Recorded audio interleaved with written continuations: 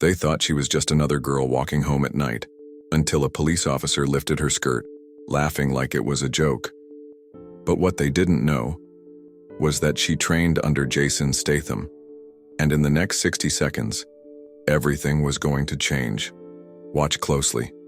This isn't a fight story, it's a story about what real power looks like. They never noticed her before. Leah Carter was the kind of presence that slipped between cracks in the concrete, quiet, steady, unseen. The sidewalks of South Newark were familiar to her soles, worn by years of evening walks from a place most people didn't know existed, a dojo hidden behind a mechanic's shop, tucked under a flickering billboard, invisible to those who didn't know where to look. But Jason did, and that was enough. That night, the streets were as they always were, buzzing with distant neon, trash skittering in the wind, headlights carving slow arcs across empty intersections. It was late, but not too late, the kind of late where the wrong people had started to believe they owned the silence. Leah's steps were slow, deliberate. Her sneakers whispered against the sidewalk, her shadow stretching long under the pale orange streetlights. Slung across her back, her duffel bag bumped against her spine, weighted with wraps, gloves, and a folded black G that still carried the faint scent of sweat and pine wood. Her shoulders relaxed, but her mind alert. Jason had taught her that, not to walk like prey, but like someone who already knew what was behind her. She passed the faded storefronts, each window either gated or blacked out. A laundromat hummed softly behind metal bars, and a liquor store with bulletproof glass blinked a half-dead open sign. Leah didn't flinch. Her path was a ritual now. Same route, same hour, same pace. She turned a corner and felt it, not in her ears, but in her spine. A car rolling too slow, engine barely audible, too smooth to be random. She didn't glance back, just lengthened her stride half an inch, recentered her breath, calibrated. Jason's voice echoed in her memory, soft but commanding. Control isn't silence, it's readiness. You don't explode, you execute. The headlights stretched past her now, sliding like a pale curtain over her path.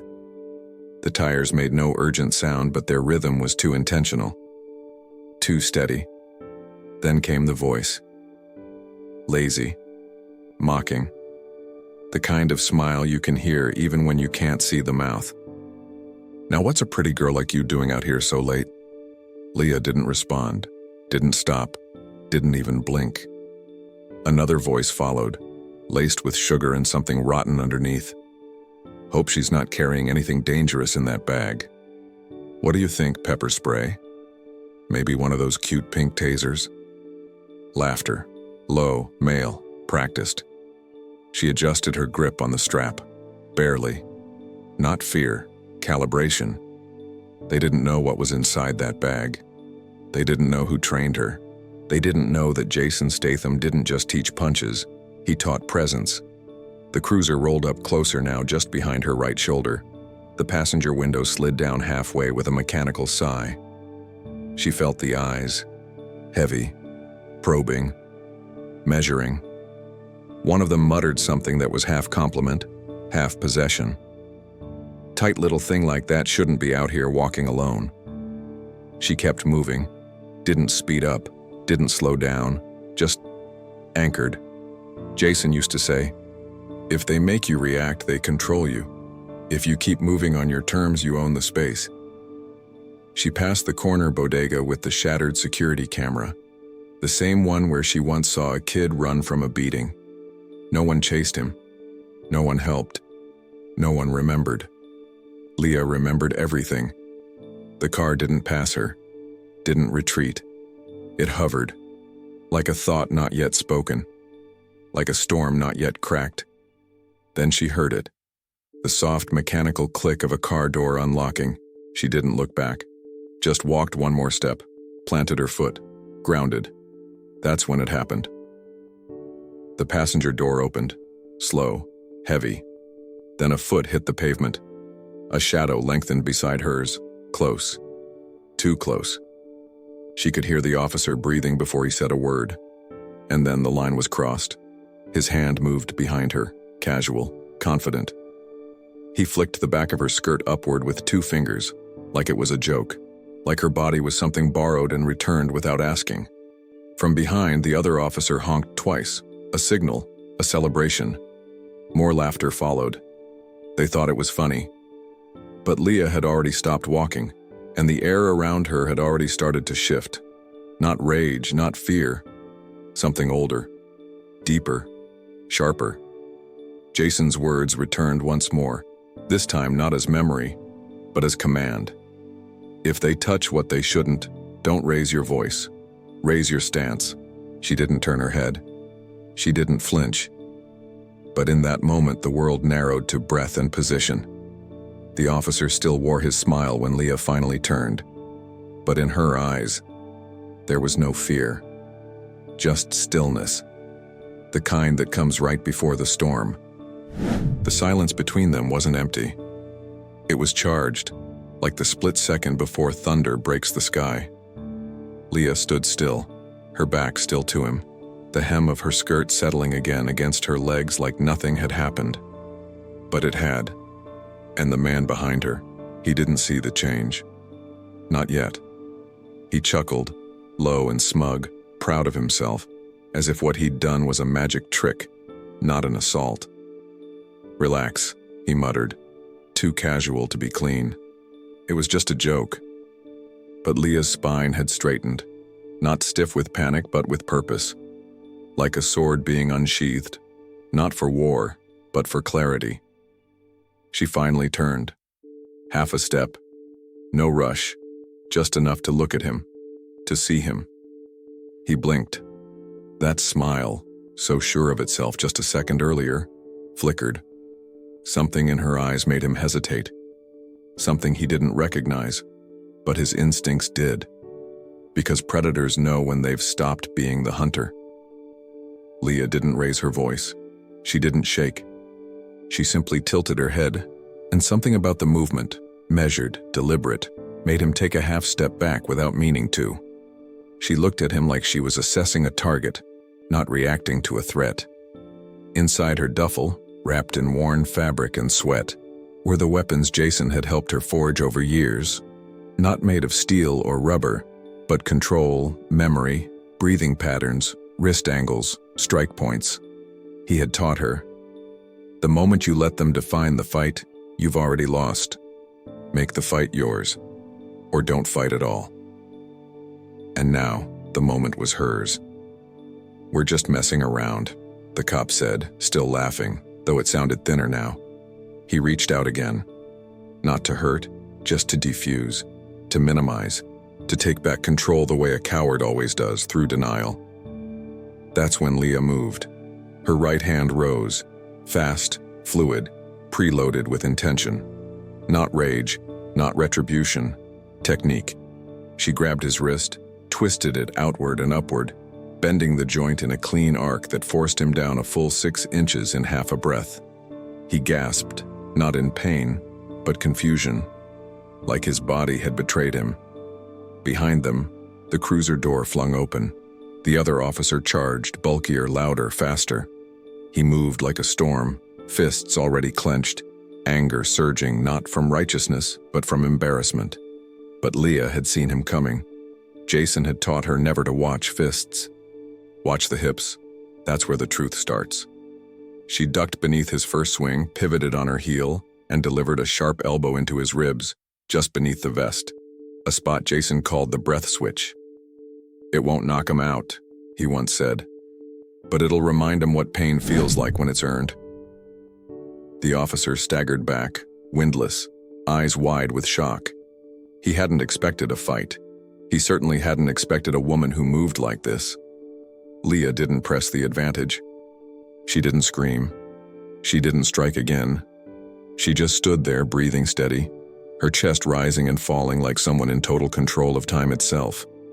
The first cop was still cradling his wrist, now reddened and hot.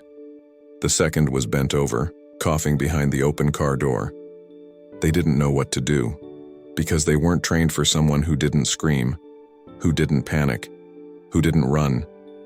Jason had said, Sometimes the most powerful thing you can do is stay. So Leah stayed, not out of pride, not out of defiance, but because this was the moment that defined them, not her. And that's why they hated her. The cruiser's lights finally lit up, flashing red and white against the cracked brick of the corner store. Sirens didn't wail, but something about the sound of the engine revving, suddenly angry, made Leah shift her weight slightly. Not in fear, in preparation. The bigger officer rose, wheezing through clenched teeth. His hand reached for his radio. "Suspect assaulted officers," he muttered into the mic, initiating arrest. Leah didn't resist when they stepped forward. She didn't swing again. She had already decided what this fight was, and it wasn't physical anymore. They cuffed her. They shoved her forward. They said nothing to each other, but their eyes said everything. This wasn't about justice. It was about punishment for embarrassing them. As she sat in the back of the cruiser, Leah stared straight ahead. Her heart didn't race. Her jaw didn't tighten. But her hands, her knuckles pressed together gently, remembered what they had done, what they had defended. Not with violence, but with intention. The streets outside passed by like a film she had seen too many times. Empty sidewalks, quiet porches, flashing lights, watching eyes. Someone recorded it. She knew it. A man on the corner with a phone. A woman in a second-story window. A kid behind the bodega glass. Someone saw the truth. But she also knew that wouldn't be what the report said. At the station, they booked her with cold efficiency. No one looked her in the eye. The officer behind the desk didn't ask what happened. He just printed forms. "Assault on a peace officer," the paper read. There was no mention of laughter, no mention of the skirt, no mention of what started it all. Just lines and checkboxes and lies. Hours passed. The cell was small, dim, heavy with forgotten air.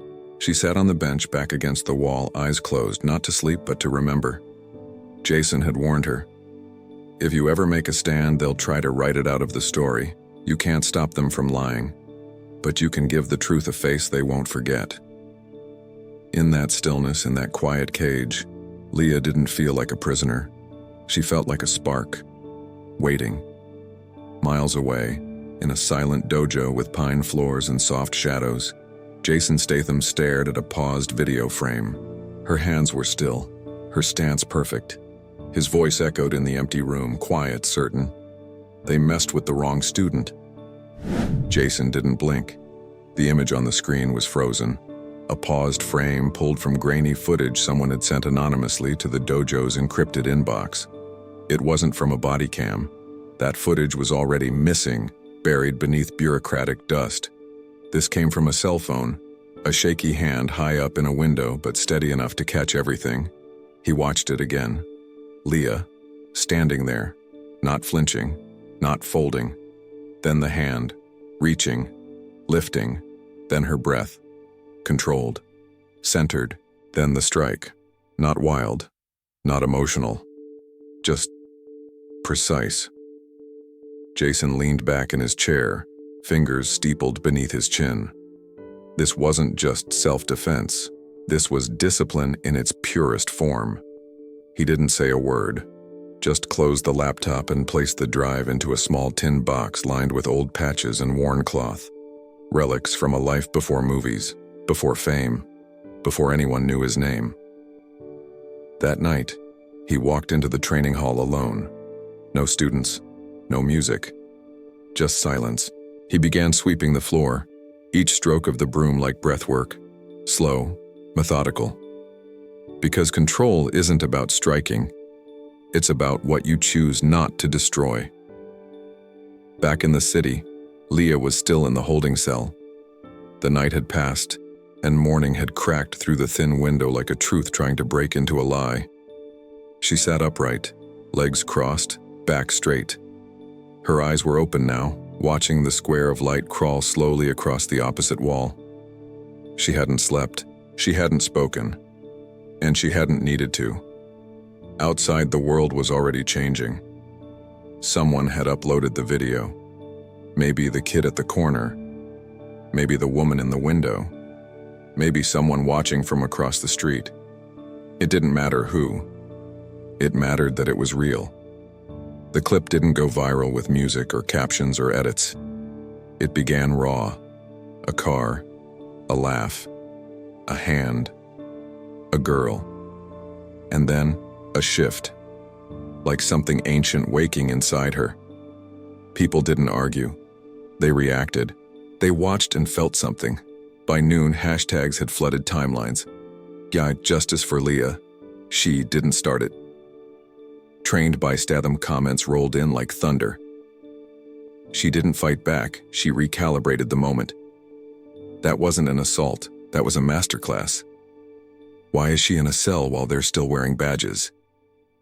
At the station, the noise started to creep in. Phones buzzed, voices lowered. Officers glanced at each other with subtle concern. Someone had made a call to internal affairs.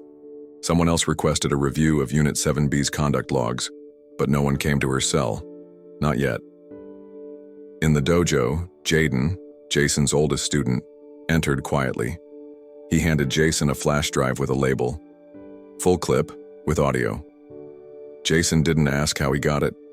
Didn't ask who risked what to leak it, he just nodded. "We can post it anonymously," Jaden said. "Private channel, but it'll reach the right people." Jason stared at the monitor a long moment before replying. "Let her choose." Jaden looked surprised. "You trust she'll want to make it public?" Jason's voice didn't rise. Didn't need to. "She doesn't need advice. She needs options."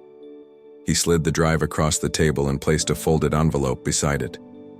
"Give her this when she walks out." Jaden hesitated. "You think she will?" Jason's eyes didn't move from the mat. "I didn't train her to stay down." At 3:14 p.m., Leah was released. No explanation, no apology. A clerk handed her paperwork with eyes that wouldn't meet hers. "Pending further review," he mumbled. She walked out under sunlight that didn't feel warm, just sharp. Everything felt too visible now, not because she was ashamed, but because now they were the ones hiding. Outside, Jaden waited, hands in his jacket, cap pulled low. He didn't wave. He just nodded. Leah stopped in front of him. He handed her the envelope. Said nothing. She opened it in silence. Inside, a USB. No label, no instructions, just truth.